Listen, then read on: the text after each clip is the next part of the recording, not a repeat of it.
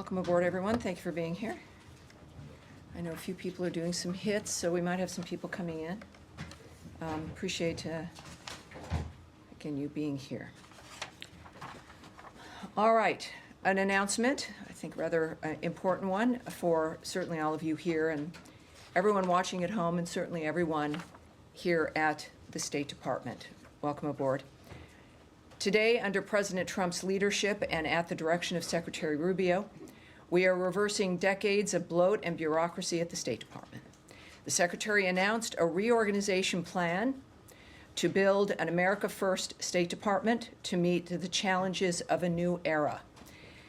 He has issued the following statement on the plan, which you can get at State Department DEPT, or how is it, .gov? State.gov is where you can get this statement and links to other information on what we're about to discuss. We are facing tremendous challenges across the globe to deliver on President Trump's America First foreign policy. We must make the State Department great again. In its current form, the department is bloated, bureaucratic, and unable to perform its essential diplomatic mission in this new era of great power competition. Over the past 15 years, the department's footprint has had unprecedented growth and costs have soared. But far from seeing a return to investment, taxpayers have seen less effective and less efficient diplomacy. The sprawling bureaucracy created a system more beholden to radical political ideology than advancing America's core national interests. That is why today, Secretary Rubio is announcing a comprehensive reorganization plan that will bring the department into the 21st century. This approach will empower the department from the ground up, from the bureaus to the embassies. Region-specific functions will be consolidated to increase functionality, redundant offices will be removed, and non-statutory programs that are misaligned with America's core national interests will cease to exist. Under President Trump's leadership, we have a commander-in-chief committed to putting America and Americans first. As his Secretary of State, Secretary Rubio, announces that he is in fact confident a reformed State Department will meet the moment and help make our country great once again. So the bottom line here is that these sweeping changes will empower our talented diplomats to put America and Americans first. It is also, I will remind, for those of you who are in the bullpen and those watching at home, as I've mentioned before, there's a number of journalists and organizations that are a member of our bullpen. They're people who cover the State Department and work here in the building. And we had a discussion earlier today with some more background on this, that also for State Department personnel, everyone in the building will be receiving, of course, this statement. And there's an opinion piece that is available from the Secretary at the new State Department Substack link, and that is statedept.substack.com. Is that it? Go there, and it will ask if you want to subscribe. You don't have to. You can just click on the title, and you'll get additional commentary from the Secretary in this regard. Also, for everyone in this building, there is additional information. There is a fact sheet. There are frequently asked questions. There's an additional statement from the Deputy Secretary Landau, so you will be able to see that as well. And as a reminder again, because I know there's been a lot of fake news out there, this is a reorganization plan. It is not something where people are being fired today. They're not, no one's going to be walking out of the building. It's not that kind of a dynamic. It is a roadmap. It's a plan. It is something that there's been a congressional notice that has been sent. And so the steps and the procedures that happen through the government are also taking place at this point as well. And at this stage, I will open it up for questions on this issue. Yes? Sure. Sean? Thanks. If you don't mind, just obviously lots of questions. Just to make sure we get to it. The Russians said that, are saying that Special Envoy Witkoff is coming back. All right, so we're doing that's a different issue. Let's stick with this. It's interesting. If none of you have any questions about this, have questions. Yeah. So I mean questions about this, and then of course I know, Lord knows, there's many other things that are happening as well. All right. Yes. Go ahead. Just on the hiring freeze and the way that this affects the folding in of USAID to Sure. the State Department, how, given the fact that these people are not considered State Department employees, what opportunities, if any, are going to be given to them to be able to reapply or Sure. not for their position? Sure. First of all, the USAID fold-in, that in a way is kind of the genesis of this, right? We knew that was going to happen. USAID was going to become a part of the State Department. And in this framework, what you'll see, and it makes, I think, perfect sense, and people seeing this will see that it makes sense, is that instead of this monolithic entity that was, its own object in Washington, D.C., making decisions about aid and where the money would go, the usual experience, and I've experienced this with the Secretary's travels and his conversations with the leaders and also our own embassy and consulate staffs, is that you would have donations or funding for a project that the country itself was not interested in or did not want and had other needs, that the embassy staff or the ambassador was never consulted, that the opinions of the people who are working in the country were not consulted. So they would see money going into a nation, as an example, put in to fund something that was even, in some cases, detrimental to the nation that we were working with, or opposed by an ambassador, and yet there was no input and no action. In this particular kind of reorg, it's about consolidating things, right? Weaving certain offices into other bureaus, making situations smaller, reorganizing it, literally. And in that case, you will see the bureaus, which used to have a lot of power, but had really kind of lost that in a certain way through the giant bureaucracy that became evident through the 70s and 80s and 90s. And that you would have a dynamic now where the intention is, and described in this plan, to have each regional bureau have the element of the U.S. aid that is relevant to that bureau, so that they would be working together, and it would be a coalition, if you will, of ideas and minds and efforts to then also bring in and have the embassies, the ambassadors, and the governments who are working with having a say in making sure that the money that's donated is relevant to that nation, is relevant to the region. And that's what will be, that's where U.S. aid essentially is going, is into positions where, as I've mentioned to you, as we were doing our review of U.S. aid, is don't mistake a change for being for indicating something is gone or missing. That it was never about us abandoning our commitment to funding to any kind of life-saving efforts or our work with other nations in assisting them. But it was going to look different, and now it will. But it will not just look different, but it's actually going to be within a functional framework to make sure that any aid that goes out is aid that that we work with the nation on, that we work with the embassies on, and people on the ground with an interest who are stakeholders will have a say in that. I think that that's certainly a much more functional way to move foreign aid through. But on the employees themselves, sure. that were already sort of in limbo in terms of how their jobs Sure. were going to change when the department was going to be taking over Sure. USAID. Are those employees going to have the opportunities to apply for other positions? How many people? Well, some will. So again, this is a proposal. This obviously could change. But as you have offices that are cut, or even some bureaus that were set up for a specific situation that end up being cut entirely, that you will have people who then, Foreign Service officers, the career workers, et cetera, being able to apply for something else. So these are, it's a dynamic where you've got a certain number of open seats that exist, and then people who, of course, will then be out of the seat where they were if, in fact, their office is cut or even folded in to another bureau. So these are, again, this is, again, a roadmap, and it's a dynamic where, as we've said in the past, certain dynamics where people, and this is new for me as somebody who's never worked for government, very much in a way like the military, where you can be working for the State Department, working in a specific, let's say, embassy overseas, and then that job ends, and then you come home and you get slotted into a new job. That, I think, for the American people, maybe for large corporations, that makes sense. But that's how it works here, when, of course, that's possible. So that is possible, and we will clearly watch that as it plays out. Oh, yes, sir. Thank you very much, Tammy. You said things will look different, and thank you for that response. But I think a lot of people around the world will be wondering what it is, especially perhaps in the Middle East, Africa, what it will actually mean for them on the ground? How will these changes take effect? Will we see offices over there that are being closed, consulates and so on? Can you talk a little bit about what people around the world can actually expect? Well, I can't speak to, it's a very separate issue, right? This is an organizational roadmap for this department here, right, in Washington, D.C. The arguments about what will occur in other countries, you're talking about embassies and consulates, that's not addressed here. It's not a factor that this reorg doesn't affect them, except, as I've mentioned, is more involvement, right? More direct, person-to-person framework as opposed to bureaucracy to bureaucracy.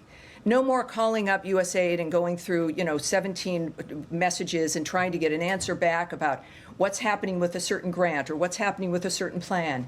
That this is really, in a way that I think I've heard many people here note, including the Secretary and the Deputy Secretary, of returning the State Department to its traditional base, to the nature of human diplomacy, of getting things done, and my goodness, especially in the 21st century, that move so rapidly, faster than any other time in history. And this is what the State Department used to be able to do. It has grown, as the Secretary's statements indicated, quite bloated, unable to move, stuck in really just a bloated inability bureaucratically to make decisions or to get things done. And if decisions are made, the levels that have to be gone through extend the amount of time to where you can get a decision made. So I would say for embassies and consulates and the world itself, as they're already seeing when it comes to the way that President Trump operates, the way that Secretary Rubio operates, it's about faster results with, I think, a more nimble effort. All right. Yes, Humaira. Thank you, Tammy. So in the reorg, we see that the Undersecretary for Civilian Security, Democracy, Human Rights, as known as J inside the State Department, seems to have been eliminated. And some of the bureaus under that is being brought under different undersecretaries. But for example, Office of Global Criminal Justice, which works on monitoring atrocities overseas, which cooperates with different governments on war crimes accountability, seems to be completely eliminated. So I'm wondering, this undersecretariat was a place where U.S. basically did democracy and rights promotion globally. Mm-hmm. Does the new State Department under President Trump no longer sees that as a mission? Is that no longer a priority? Sure. Yeah. I mean, it's a legitimate question. Again, we've grown used to seeing something, and then that would indicate that's where that lives, and if that's gone, the effort is gone. Many times during the USAID argument, I've made that argument. Just because the USAID building was going to be something else doesn't mean, or that the certain aid was cut that was not aligned with our vision or President Trump's vision, doesn't mean that our commitment to foreign aid ended. So you're right. There are going to be certain offices and certain bureaus that are going to be gone or folded into other bureaus. I would say this is one of the most important aspects of this for everyone in the building and everyone watching at home. Because you might have had a specific bureau that dealt with a discrete issue, doesn't mean because it's now folded into another larger bureau, doesn't mean that it's gone or we don't care. It means that, in fact, certain issues deserve to be considered part, not like some specialized, separate, segregated interest. Why shouldn't that interest be in every bureau, right? If you've got bureaus that, and for people watching at home, as I mentioned, I think in my very first briefing, that the State Department isn't just a bunch of people at a desk looking at the internet and people figuring out what it is they want to say to a world leader. There's bureaus filled with people who care about the country, the State Department, and are experts, researchers, individuals who are committed to a certain region, who understand it, who have also, though, the relationships with people in the countries in that region. And then they inform us. They do the research. They inform me for this briefing.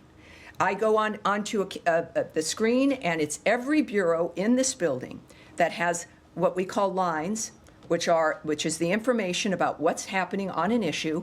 They tell me what those things are, why it matters, et cetera. So I come here, and a great deal of what I say to you, if not most, is from the body of knowledge from the people who work in this building, who are the Foreign Service officers, the career people, the civil service officers and workers who are here. So that's how this, it is the government as a whole is people. It is a collection of people who've gathered to further the founders' vision, and who with each election gather to further the vision of the person who leads this government. So when we think about the nature of USAID or those other bureaus you mentioned, if a bureau is gone, that is certainly all these issues are important. It means that we're looking at certainly blending in with the regional bureaus, taking certain issues away from being specialty issues, and making sure that they're in the frameworks of the bureaus so that they can be weaved in and dealt with as a whole within all the work. Just Yes, to follow of up on course. Ukraine, Please. No, next, once we I can do do have a this. follow-up on this too. Okay, then, hold it, but I'll make sure I give it to you guys. We're good. You said earlier that you talked about some of the programs and you described them as, the aims of the programs were not in line with the aims of the country. Now, there are countries, like U.S. has made democracy promotion a priority, but that priority actually did not go down well with some of the countries in the world. So if a country, for example, a lot of people would give the example of Hungary, U.S. has funded some independent media organizations in Hungary. If those are in contradiction with Hungary's goals, the U.S. is no longer going to do that. No, it's not. Without, of course, speculating on what we would do in a particular country, the point is that American tax dollars that are sent as aid or to supplement something in another country deserves to be used to reflect the values and the interests of the United States, which of course is democracy and freedom around the world. I think it's safe to say that with all of our actions, certainly the Trump administration, we have made it clear that that is our priority. But also making sure that the ambassadors who are also appointed, who are representing this nation in countries and others who work at the consulates, in concert with the nation that we are working with diplomatically, that we have a coalition, if you will, on knowing how that money is being spent and making sure that the stakeholders actually have a say. I think that's fair. Some people would argue that sending money into a country, spending on something that nobody else discussed, like as USAID would do, is unfair, and that the people in the country that we're working with should have a say.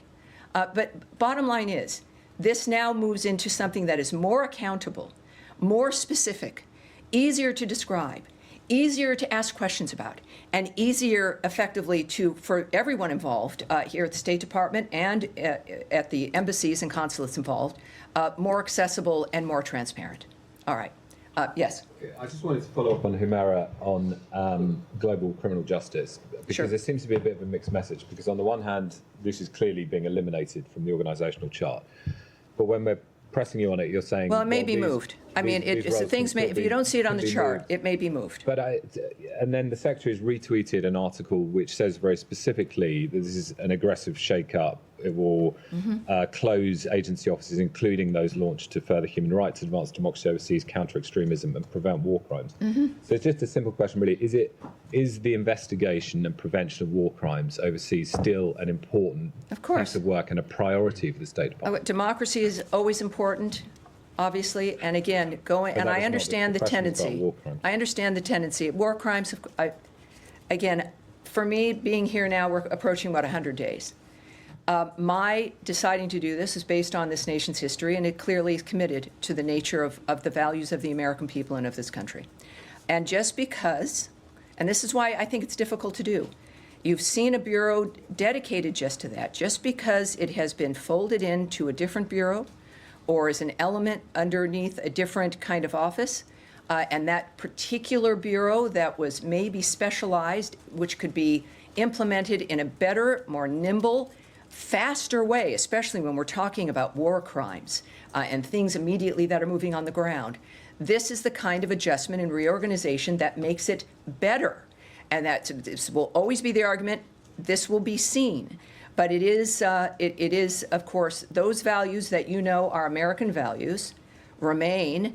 And while the approach or the bureaus or an office might be called something differently or even eliminated as an office, but is moved through the bureau as a whole, you'll see that the American approach to the world not only remains the same, but will be more obvious, more clear, more dynamic, and more active. Do you know where will that role move to? Because it's very hard to see in the chart, for example, on war crimes or global criminal justice, where that will now exist. Well, but again, this is a roadmap. It is a plan. This is something that in this process, and there's a process in this government, where there may be certain things that change. And there'll be a point where we're talking about implementation. So those details, this gives you, I think, a very good idea, transparently for everyone who's watching this, that this is a change. It is, the issue is certainly, sometimes we all know that change is difficult.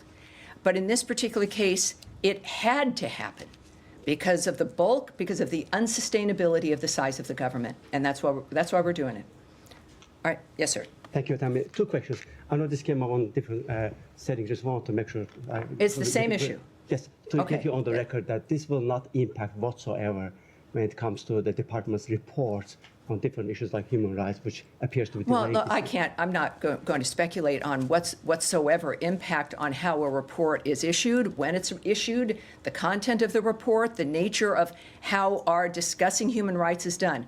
I will not, all of that would require speculation here beyond, I think, the reorganization report. And my second question, I know that I can say a spokesperson's role will be promoted. Congratulations on that. But I want to understand with the GEC, closure of GEC recently. GEC, Global yes. Engagement Center. Yes, no, And- that's a very and good also- question, yeah. And also, eliminating some of the fundings, like, grants to Moldova to fight against Well- the Russian disinformation. Is the issue of Russian disinformation or Chinese disinformation, is this something that you are concerned about, or are you out of business of combating it? Well, it's obvious that everyone's concerned about interference in elections. None of us want that, but of course, the specifics of how a reorganizational roadmap is not going to, I'm not going to be able to answer the question about how that would be affected, of course. And your other question was? Chinese and Russian disinformation. And No, there was a combating it. different one. And your just- office will be promoted. I'll see Well, that it's gone to separate it's committees. yeah, and this is, I think, again, a bit in the weeds for the people at home. I mean, there's an organizational chart. My office is now answerable to the secretary, which, of course, all of you probably already presume that that's true. But now, technically, it sits within that umbrella. So nothing has really changed in that regard, except it's a little bit more specific and obvious when it comes to the nature of my work. Can we come back to later on Ukraine? Well, forgive me. I'm going to move on. I was also going to answer your first question, which GEC. the GEC. Thank you. He remembered. In fact, that's a good question because things beyond this roadmap will also happen. That bureau has been eliminated. Things will change in the State Department separate from this roadmap. That bureau, which had been ordered to be removed last fall, what they did is they changed its name and moved people around. And so that, of course, by eliminating that bureau at $50 million a year, perfect example, that worked to censor the American public. That is not certainly the vision of the Trump administration or the American people who put him in office. So yes, that bureau is gone. It is really gone this time, and the American people are better off for it. Can I just ask one quick question? Yes, of course you can. On this process. Yes.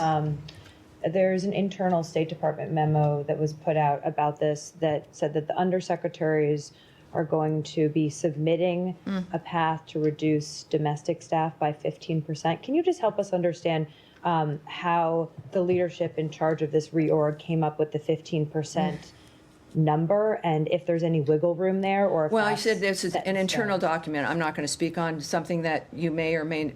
I'm not going to presume you didn't see something, so forgive me. But I'm not going to speak on the specifics of something like that. But the undersecretaries do have a role here. Because this is, again, not from on high things being swept away with one of those large yard brooms. This is a very specific dynamic brought to the undersecretaries who have daily operational experience. I see you. Keep your hand down, please. I'm sorry, it's a little distracting.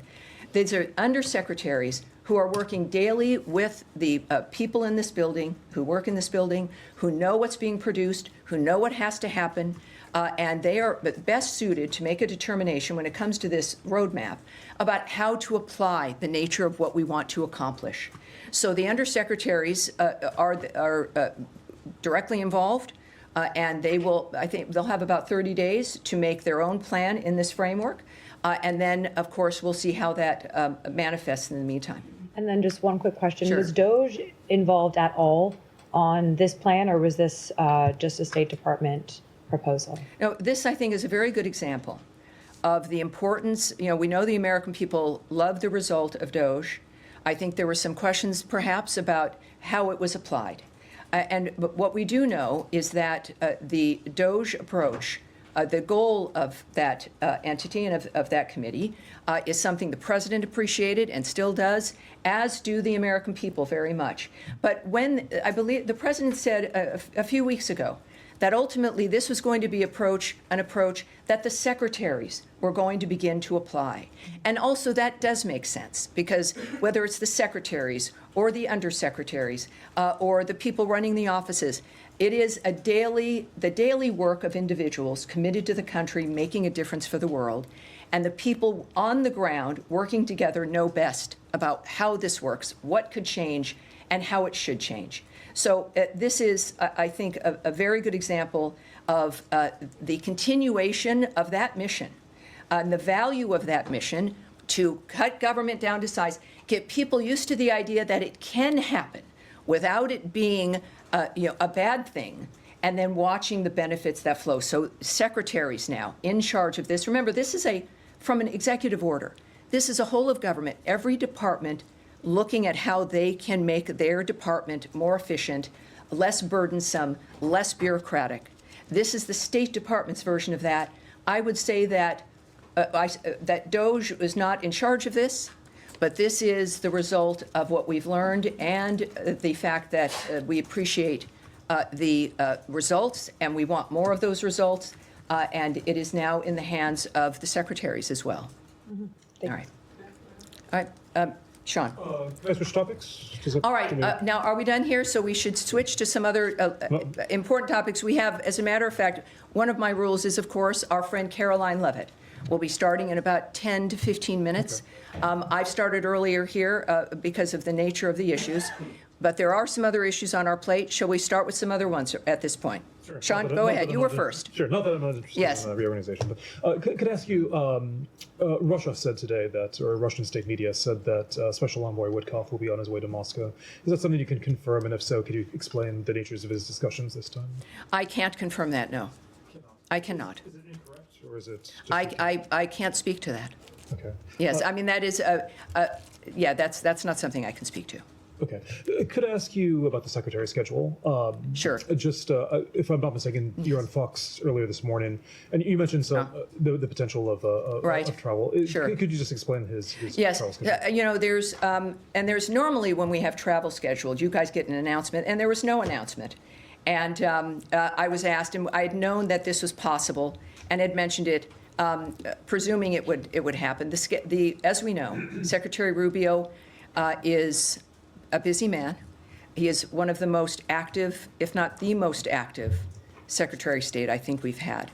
And that, of course, affects every day for him. And so when there's certain plans, they're, conditional. And in this particular instance, while the meetings in London are still occurring, he will not be attending. But that is not a statement regarding the meetings. It's a statement about logistical issues in his schedule. Can you confirm who will participate from the U.S.? Well, I do know, yes, that General Kellogg is there. And so he will be having those conversations. So we look forward to hearing back from him about whether or not we've had some success in London. Just briefly for me. I'm sorry? All right. You know what? That is another issue, and I will get back to you in a moment, but we've had several other people who've been waiting to deal with that. But let me, I think that's I think that's all I can say to you about London at this point. Just briefly, the Secretary on Friday said that essentially that we're going to see within days whether it's his exact words, whether it's possible to go forward with negotiating an end to the war. Is that something that General Kellogg is going to be looking at now? Is this really the time? Well, what we all look to is President Trump's approach. President Trump has expressed optimism about what's possible. And of course, he has great envoys and a great Secretary of State who's been moving through to determine if that is in fact the case. President Trump wants this to be solved diplomatically. Obviously, he does not, and does not believe, like when it comes to certainly Ukraine and Russia, they've said multiple times, both of the Secretary and the President have said that this cannot be won militarily. And so they want diplomacy to work. The Secretary said a few weeks ago at NATO that it was a few weeks where we would determine as we look to Russia based on their actions, not their words. And of course, now a few weeks have gone by and we are in London. And I think it's about what will be reported, which we will know soon. But then that is also the good news about being the Secretary of State, is that he is the one who sees everything, can make the assessment of everything that's on the ground. And of course, in partnership with the President, who is the visionary and the decider, that will make a determination about whether or not peace is possible. Yes, ma'am. Thank you so much, Tammy. The President of Colombia, Gustavo Petro, is claiming that he no longer has a visa to travel to the United States. Can you confirm that report and explain the justification, if he's right or not? Well, I can't do that. Of course, we don't speak about direct individual visa issues. Visa records are confidential for everyone. But we are aware of the reports. We're aware of what he said. What I can say is that our two countries have had opportunities to create a brighter future for our citizens through efforts aimed at targeting violent drug cartels that are now poisoning our citizens and destabilizing our region, creating economic opportunities that advance prosperity, and ending the regional crisis of illegal immigration. So that's what I know about our two countries. His comments are not something that I'll remark on. Can that? All right. Yes, sir. Yeah, thank you. I have a question about the Iranian talks. I'm sorry, about the Iranian talks. Do you have Yes. any updates about the third round with the Iranian, and how do you see the Iranian engagement with Russia and China when they are updating them and talking and meeting with them about the negotiations that they have with you? And will there be the next round direct talks with them, or it's indirect still? Well, again, these are diplomatic missions. I know I speak often. I have to say no to you when it comes to the questions you ask because you're looking for some details, I understand, about the nature of what may or may not happen in an issue that the world cares about. But if it involves, of course, negotiations, diplomatic considerations, diplomatic conversations here between American leaders, I'm not going to remark on that. As far as what might be next, I have nothing new to report to you at this point. All right. Yes? Tammy, the Diplomatic Security Service says it's been assisting the Virginia Homeland Security Task Force in arresting undocumented migrants and some people who are connected to transnational gangs. What if you could say more about the decision to have DSS jump in there, and whether you expect this collaboration to be ongoing, and if there's any concern that this will detract from the original mission? Well, good question, if that's accurate. And so I need to check. We'll take that back, and I'll get back to you on that. And your question is going to be the last one because we are just a few minutes to 1 o'clock. Thank you, everyone. We will have, I do want to let you know also for Thursday, my principal deputy, Tommy Pigott, will be briefing you for the first time. So that will be fun on Thursday. It's very, very exciting time. Thank you, everyone. Appreciate it. Thank you. Have a great rest of your day. Yeah.